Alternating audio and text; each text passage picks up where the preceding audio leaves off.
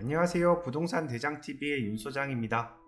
첫 번째 이야기를 너무 대충 올렸나 봅니다. 실제 경매 물건이 나올 때 다시 한번 다루도록 하겠습니다.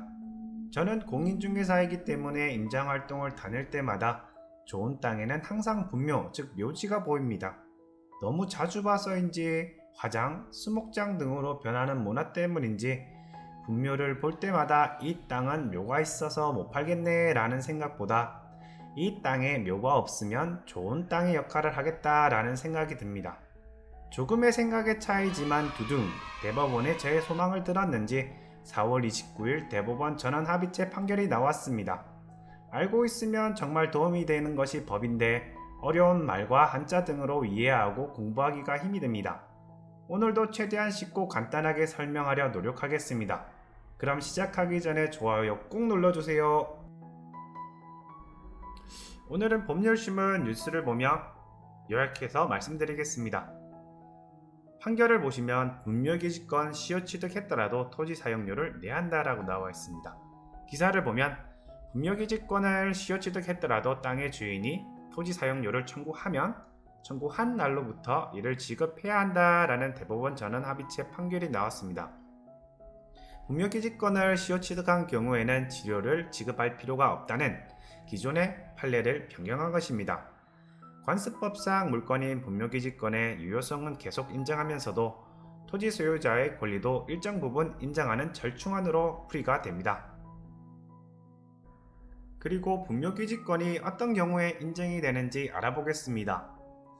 통상의 분묘기지권은 땅의 소유자의 허락을 받아 묘지를 설치한 경우 자신의 땅에 묘지를 설치한 후 땅을 다른 사람에게 팔면서 묘지 이전에 대해서는 별다른 약정을 하지 않은 경우 남의 땅에 묘지를 설치하고 20년 동안 평온공연하게 점유해 사용한 경우에 인정이 됩니다. 지료의 범위입니다. 청구할 수 있는 지료의 범위를 토지 소유자가 토지 사용료를 청구한 날로부터 계산하도록 제한해 이전의 사용료까지 무한정 소급해 청구할 수 없도록 했다라고 나와 있습니다.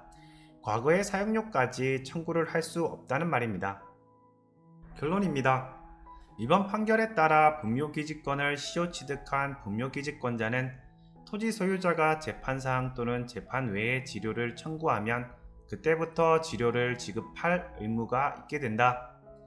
지료의 구체적 액수는 당사자의 협의로 정하거나 당사자의 청구에 따라 법원이 정할 수 있고 정해진 지료가 지가 상승 등 경제사정의 변동으로 상당하지 않게 되면 당사자는 지료 증감을 청구할 수 있다.